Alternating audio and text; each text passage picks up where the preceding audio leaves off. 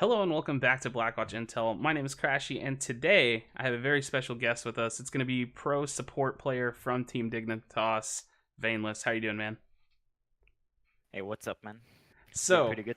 that's good to hear. That's good to hear. So me and you have known each other for a while, so this isn't super all exclusive and crazy. So it's going to be a little bit chill, a little bit laid back, and we're going to try to keep this pretty brief because I don't want to take up all your day. So y'all just recently finished up with Overwatch Pit, and I kind of just in general want to talk about that a little later on into the interview. But go on ahead and introduce yourself, kind of give a little bit of history about yourself, and tell us, how did you get into Overwatch? Alright, so basically I've come from a MOBA background. I started with League of Legends, but wasn't really ever at the top of the scene. But then we got invited to a tournament of Infinite Crisis, which is where I learned to know Crashy as well.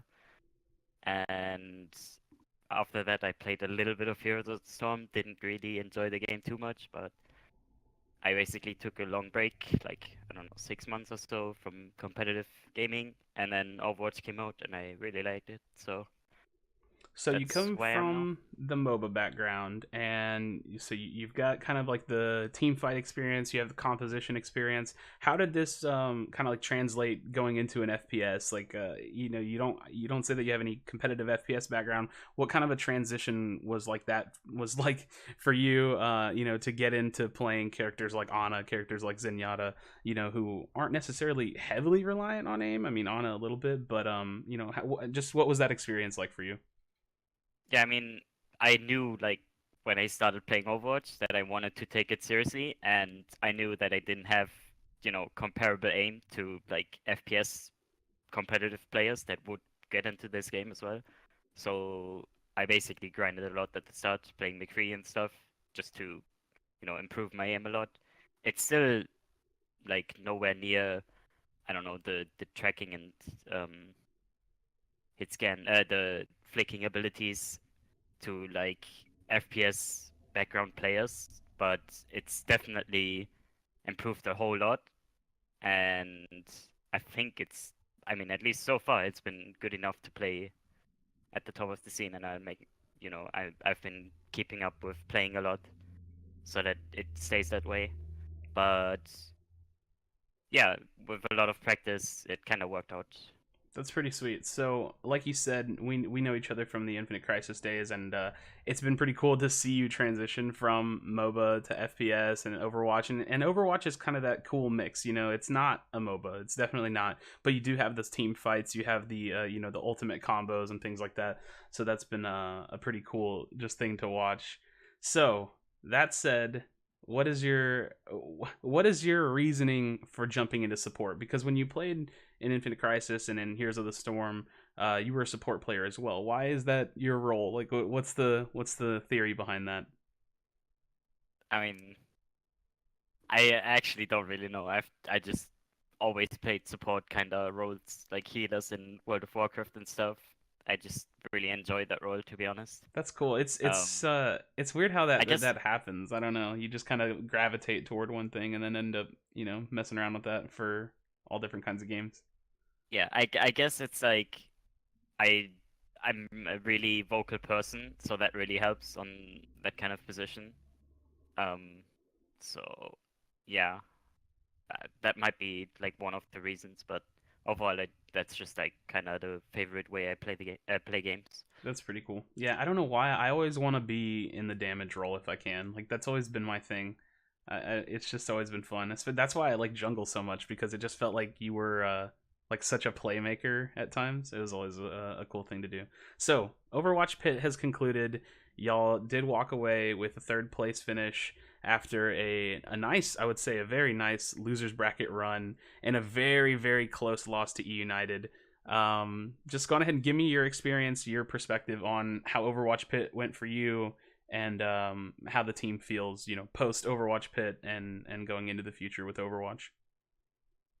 Yeah, I mean, starting with the group stage, we basically lost to teams that we didn't expect to lose against at all. Like, for example, Riders, we knew they were like improving a lot since they moved into the gaming house, but we thought we would beat them. But we really didn't perform at all during the groups, and I feel like kind of part of that was just the lack of tournaments, so kind of a lack of motivation to actually practice properly for multiple months. That might be a problem, but we kind of just woke up when we realized we weren't doing good, and we've basically improved since the group stage more than we've improved in like the last 2 or 3 months before, and yeah, that really showed in our results, to be honest. I mean, everyone had seen us just lose immediately in the lower bracket, but as you said, we beat every team until the semi-final against United, which came down to the last point of Nepal on the fifth map in a best of five. Yeah, it So was definitely a close one. So, yeah, oh man, that game. You already know my thoughts. I'm heartbroken because it was just such a close game against the United, and I'm pretty excited about continuing to watch the European scene as it progresses going forward. So that said, what's kind of like the mentality of the team overall? Do y'all maybe feel a little bit more motivation going forward now that you've kind of seen the results that you can give, and really feeling like maybe that last win should have been y'all's? Because I view that as a second place finish. It was just so close. So again, to reiterate, what's kind of the mentality going on within the team? yeah. I mean, we all really knew that we could perform.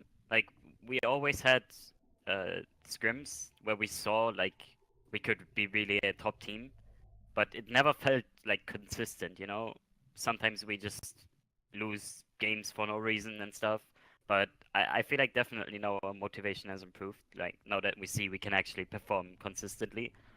Um, it's kind of, as you said, we kind of felt like we should have won that match. But I mean, United, sorry, played really well.